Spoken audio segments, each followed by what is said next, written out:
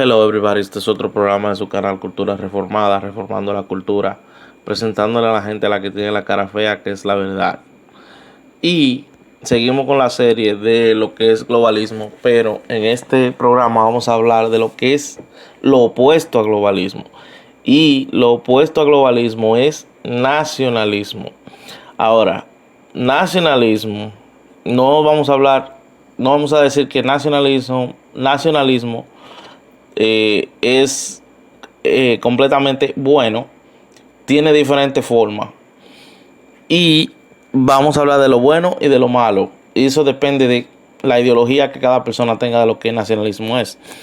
Pero mucha gente se refiere al nacionalismo como antisemitismo, racismo, fascismo. Y esa es la única cara que ellos le dan al nacionalismo, precisamente la gente que son globalistas. Los globalistas atacan el nacionalismo yéndose siempre por la tangente, es decir, yéndose siempre por el lado malo del nacionalismo. Ahora nosotros iremos a través de la historia y hablaremos de lo que es nacionalismo. Primero, ¿qué es nacionalismo? Cuando ustedes buscan en Google le da esta definición. Lo voy a leer en inglés y después lo voy a traducir. Nationalism is the belief that your own country is better than all others. Y la otra, aquí dice, nacionalismo es la creencia de que tu propio país es mejor que todos los otros. Aquí hay otra definición, según Google. Nationalism is the belief that your country is superior without question or doubt. La traducción es, nacionalismo es la creencia de que tu país es superior sin cuestionamiento o duda. Bueno, otra vez, estas definiciones son definiciones apuntando al fascismo, apuntando a Hitler, apuntando a Mussolini, apuntando a todo tipo de personas. Ahora, ¿de dónde que proviene el nacionalismo? Bueno, el nacionalismo sale precisamente de lo que fue un gobierno, un imperio globalista.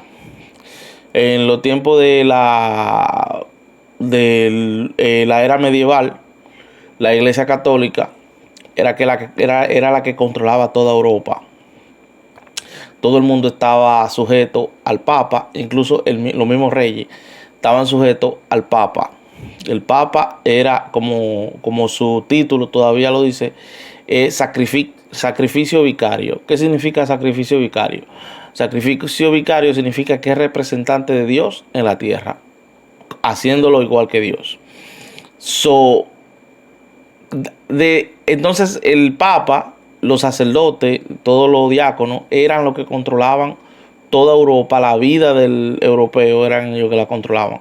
Incluso, como siempre, no como siempre, pero como recientemente, voy a poner todas la información en la descripción. Al Papa, hubo un momento que al Papa había que besarle los pies. ¿De dónde es que la Iglesia Católica en la era medieval saca? Y todavía hasta el día de hoy, ellos creen que el sacerdote está en un nivel superior que todos los hombres, básicamente. Y eso está nosotros podemos encontrar eso en la Biblia, cómo ellos lo interpretan, que es en el libro de Juan, San Juan, el Evangelio de Juan, capítulo 3, versículo 31. Y dice: el que de arriba viene es sobre todos. El que es de la tierra es terrenal y cosas terrenales habla.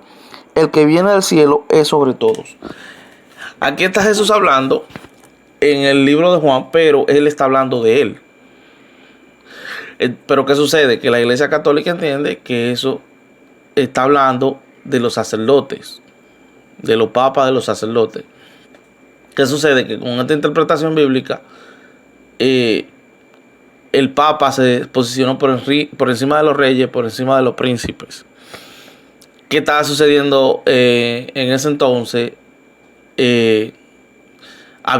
Los príncipes y los reyes y toda Europa tenía que pagarle taxes al Papa. ¿Qué sucede? Que en la misma era medieval, el primero que comenzó a cuestionar, hubieron personas que comenzaron a cuestionar la infalibilidad papal. La infalibilidad papal era que el papa no se equivocaba, es decir, cualquier interpretación bíblica del papa era infalible, había que aceptarla por medio de fe, pero aunque no tuviera ningún tipo de razón. Entonces el primero que comenzó a cuestionar la infalibilidad papal fue William de Ockham. Oak él viene de Inglaterra, es un lugar, William de Oak, que es un lugar en Inglaterra, pero en realidad su último nombre se pronuncia Ockham. Él comenzó a cuestionar la infalibilidad papal, tuvo que huir, hubo un rey francés que lo protegió y él comenzó a escribir acerca de muchas cosas que ahora mismo no vienen al tema, pero él comenzó a hablar en contra de que el papa realmente no era infalible. Entonces esto comienza a influenciar a otro tipo de personas. Por ejemplo, Wycliffe fue otro, él fue un escolástico, no fue un sacerdote, que también escribió en contra de que el papa, precisamente de que el papa no podía expropiar tierra, que el papa no era posible que el papa fuera dueño de todo, que solamente Dios era el dueño de todo.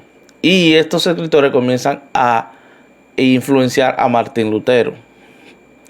Martín Lutero en la 95 tesis escribe acerca de la infalibilidad papal y dice que el papa no puede ser infalible.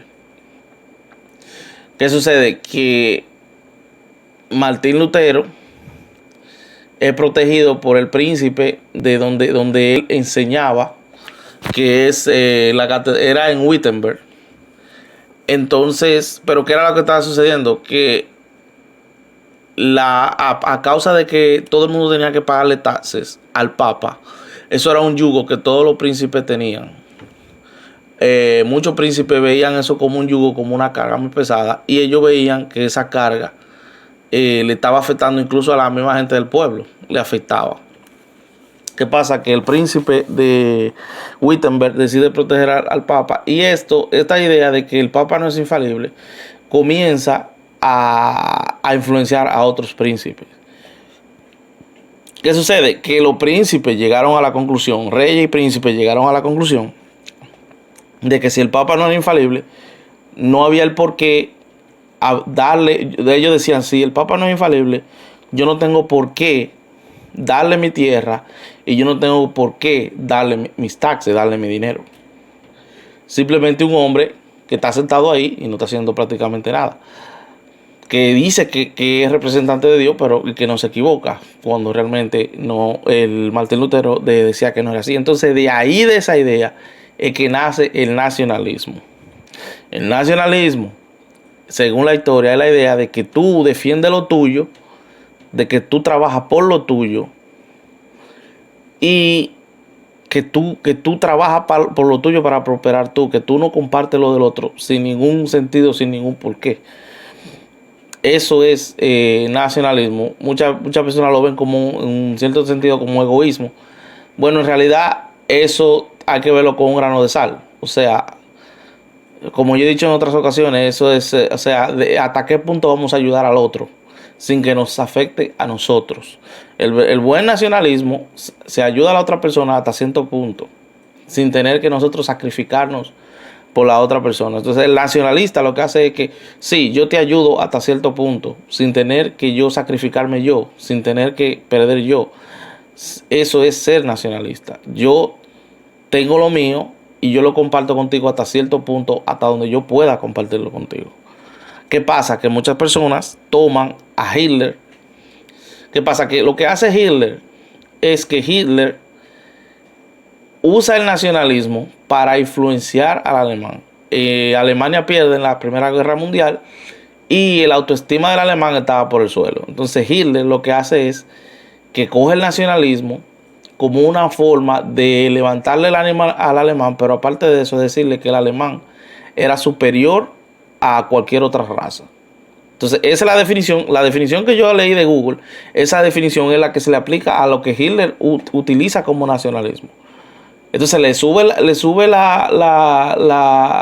autoestima al alemán, pero de una manera, bueno, según la psicología existe lo que es bajo autoestima y lo que es autoestima superdimensional. El autoestima superdimensional es cuando un autoestima exagerado, cuando miramos a la gente por encima del hombro o cuando creemos que todo el mundo es inferior a nosotros. Entonces, ¿qué pasa? Que Hitler lo que hace es que exagera eso, que usa ese tipo de nacionalismo para subir el autoestima del alemán de una manera que el alemán se crea que es superior a cualquier raza, y de ahí viene el fascismo.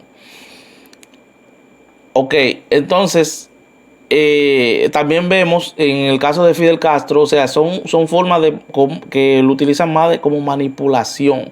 Como el caso también Fidel Castro, cuando Fidel Castro se quedó solo, Cuba se quedó sola sin la Unión Soviética y sin Estados Unidos, sin apoyo de nadie, le decía a la gente, bueno, nosotros somos el único país que hemos desafiado el imperio, y eso es porque somos fuertes, y eso es porque, entonces aplicando el nacionalismo, ¿para qué? Para subirle la autoestima al cubano, pero muchas veces a la gente le suben la autoestima de una manera que está fuera de la realidad. O sea, es como decirle a una persona, tú vas a sobrevivir sin tener ningún tipo de condiciones para poder sobrevivir. Tú vas a sobrevivir porque tú eres fuerte, porque tú eres esto. Y utilizamos eso. Cuando una persona te dice a ti, tú eres un verdadero dominicano, tú eres un verdadero mexicano, o whatever, o tú eres un verdadero americano, están aplicando el nacionalismo, pero muchas veces lo aplican como una manera de manipulación.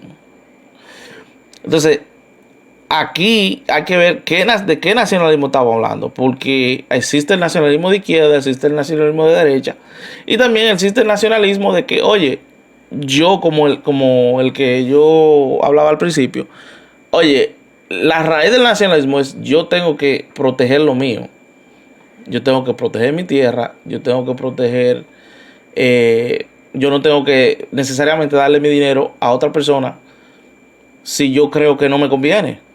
Y de ahí es que nace el nacionalismo. Entonces siempre, incluso en la misma República Dominicana, se ha dicho, hay programas que yo he visto que si tú vas con una bandera en el pecho, dicen que tú eres racista porque tú andas con tu bandera. ¿Entiendes? Cuando esas personas que dicen que porque tú andas con tu bandera tú eres racista, son personas que no tienen cultura, que no saben lo que es el racismo. Aquí mismo en Estados Unidos está pasando eso, que el sentimiento americano eso es racista. Eso es mentira. El nacionalista, según el punto de vista histórico, es aquel que dice, oye, yo tengo que proteger mi tierra, tú no tienes por qué quitarme mi tierra a mí, solamente porque tú te creas que tú eres superior a mí. Yo no tengo que darte mi dinero o mis recursos a ti sin ningún tipo sin ningún porqué. O sea, el nacionalismo tiene que ver, la raíz del nacionalismo tiene que ver mucho de que vivimos en un mundo corrupto, de un mundo malo, de un mundo cruel, un mundo perverso, de que la gente busca la manera de quitarte lo tuyo, de robarte lo tuyo. ¿Qué dice la Biblia? Que el enemigo ha venido a matar, hurtar y destruir. Entonces, si nosotros no abrimos los ojos, le estamos dando nuestras cosas, nuestros recursos a otra persona sin ningún porqué. Eso es el nacionalismo, y el nacionalismo es completamente opuesto a lo que es el globalismo. No quiere decir que el nacionalismo tiene que ser, bueno, como digo, eso depende de qué punto, de qué ángulo se vea. Pero las raíces del nacionalismo no son raíces racistas, no son raíces fascistas, eso viene después, como un tipo de manipulación hacia la gente, hacia el pueblo, para exacerbar las emociones. Pero el verdadero nacionalismo es que yo tengo que proteger lo mío.